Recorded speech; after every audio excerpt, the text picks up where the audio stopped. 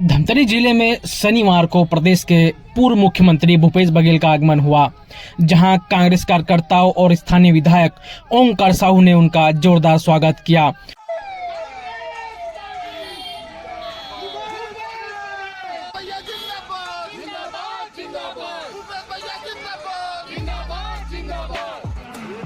सरकार है, ये चल के देखूंगा, लेकिन आए तो जरूर, लेकिन अवैध प्लाटिंग देखने नहीं गए, सेवा हो गया होगा।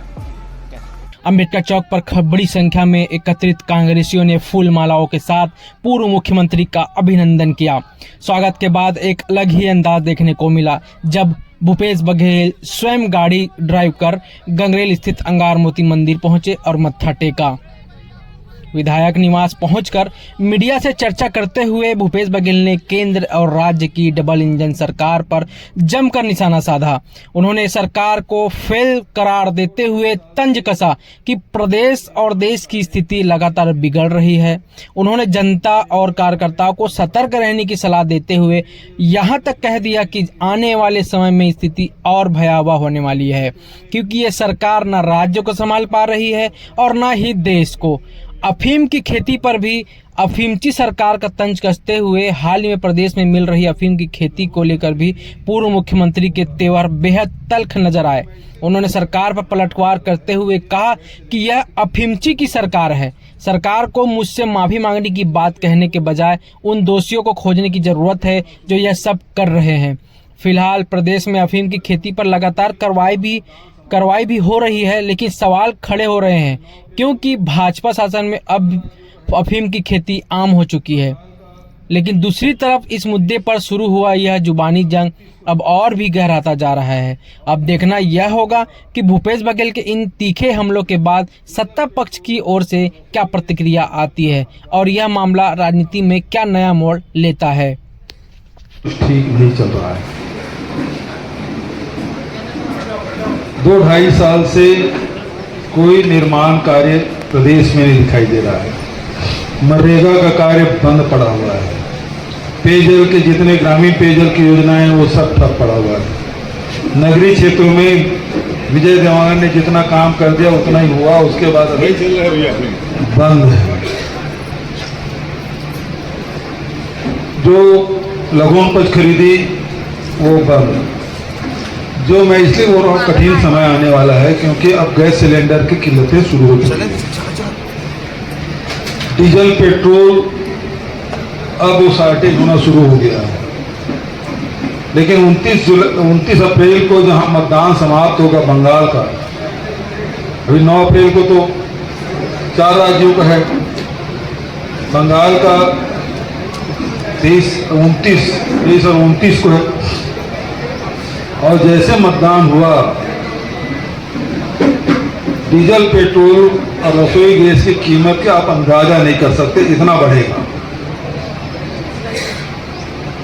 दूसरा, यहाँ पर धमतरी जिला बहुत ही कृषि के क्षेत्र में अग्रणी है, उन्नतशील किसान हैं। उनके लिए चिंता की बात यह है कि जो डीएपी रूस से आता था अब वो नहीं आएगा।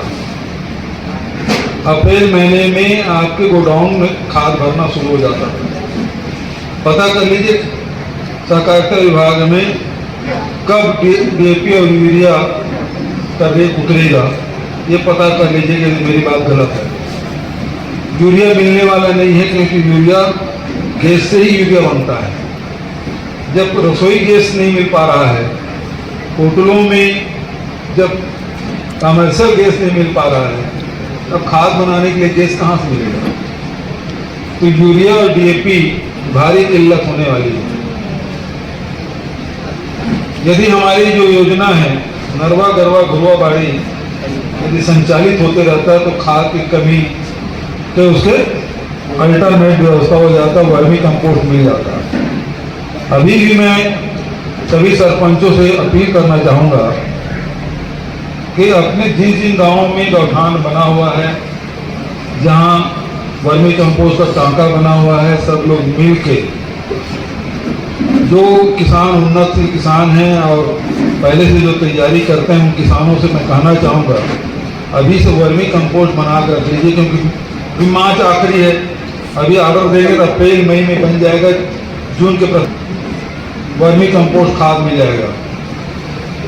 गोबर खाद बिल्कुल सही बात है, बहुत उपयोगी है, लेकिन उसको बेसल में डालेंगे आप तो छिड़काव नहीं कर सकते, टॉप ड्रेसिंग नहीं कर सकते, लेकिन वर्मी कंपोस्ट में टॉप ड्रेसिंग कर पाएंगे।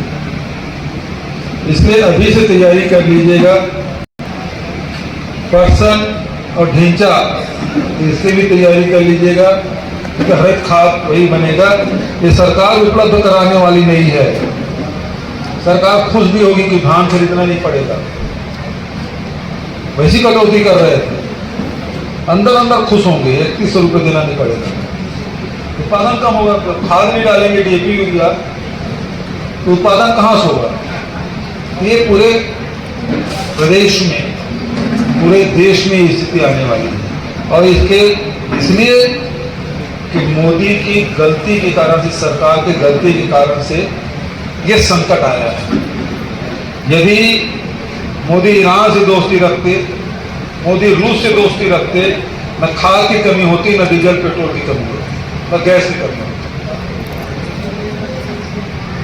ये अमेरिका और इजराइल के दोस्ती के चक्कर में पूरा देश बर्बाद होने वाला है। जो संकट आने वाला है वो उसके कारण ये स्थिति है। इसके लिए सभी कांग्रेसजनों को सचेत रहने की जरूरत है और तैयारी करने की जरूरत है।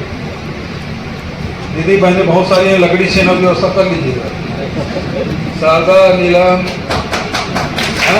नीलम होती तारनी है ना। अब ये लोग सब गैस सिलेंडर वाले हैं, लकड़ी छेना व्यवस्था कर लो तो वो का बोल के आगे में, ठीक है ना। तो चूंकि एयरपोर्ट जाना है, 5 बजे फ्लाइट है, तुरंत निकलना होगा। और अभी प्रधानमंत्री जी ने कल बैठक ली सभी मुख्यमंत्रियों की। इससे स्पष्ट हो जाता है कि देश में गैस के, रसोई गैस के और रासायनिक खाद के, डीजल पेट्रोल के संकट आने वाला है, उसे कमी होने वाली है। ये कल जो मीटिंग हुआ उससे स्पष्ट हो गया। सर कम कर दिया केंद्र सरकार ने, इसको क्या आज विष्णुदेव साय जी ने आज ट्वीट किया कि 10 रुपये कम हो गया। मैं आपके माध्यम से धमतरी के निवासियों से पूछना चाहता हूँ, क्या आपको पेट्रोल मिला 10 रुपये कम मिला? आप लोग भी खरीदते होंगे पेट्रोल डीजल, मिला 10 रुपये कम? आप बताइए, आप बोल रहे हैं 10 रुपये कम हो गया? ओपी चौधरी का तो कहना है कि आपने भी कह रहे हैं कोविड काल में जो है टैक्स बढ़ाया तो उस समय क्या किया था क्या नहीं, आज की बात कर रहा हूँ। सर आपके एक बयान का काफी विरोध हो रहा है, माफी मांगने की भी मांग कर रहे हैं क्या? अफीम की खेती वाले, तो उसमें आपका क्या कहना है? हाँ, ये तो अफीम की सरकार है। ये पूरे प्रदेश में अफीम की खेती सब जगह हो रही है, कोई जगह छूटा है? धमतरी जिला नगरीय क्षेत्र के बारे में बोला था आपने। हाँ तो खोजे ना, मुझे जो जानकारी मिली मैंने बता दिया। मैंने किसी का नाम तो नहीं लिया, लेकिन वो सफाई देते क्यों घूम रहा है? जोर की दाढ़ी तिनका। 5 राज्यों में चुनाव है सर। जो अफीम की जो खेती है, सरकार के संरक्षण में फल फूल रहा है, और भारतीय जनता पार्टी नेता कर रहे हैं अफीम की खेती। ऐसा गुना बढ़ा रहे हैं। मोदी जी 2 गुना करने की बात कर रहे थे, ये भारतीय जनता पार्टी कार्यकर्ता हमारे 100 गुना कैसे किया जा सकता खेती आमदनी? ये भाजपा के कार्यकर्ता अब कांग्रेस का दामन थाम रहे, इसका क्या मायने? भाजपा के कार्यकर्ता कांग्रेस का दामन थाम रहे, क्या मायने? सवाल इस बात का है कि जो वादे इन्होंने किए थे वो सब धोखा साबित हुआ है। आम जनता की पार्टी, गरीबों की पार्टी, कांग्रेस पार्टी सर अवैध प्लाटिंग को लेकर आप सदन में आवाज उठाए थे, लेकिन उसमें दोनों पार्टी की ही नजर आते हैं सर। देखिए, ये प्रश्न है पिछले सत्र में ओंकार साहू जी ने उठाया था, दूसरी बार अभी अंबिका मरकाम ने उठाया, और दोनों समय मैं सदन में था और उस समय घोषणा किया था प्रभारी मंत्री ने, मैं आपके साथ चल के देखूंगा, लेकिन आए तो जरूर, लेकिन अवैध प्लाटिंग देखने नहीं गए। मतलब इसका मतलब ये है कि सेवा हो गया। कैसे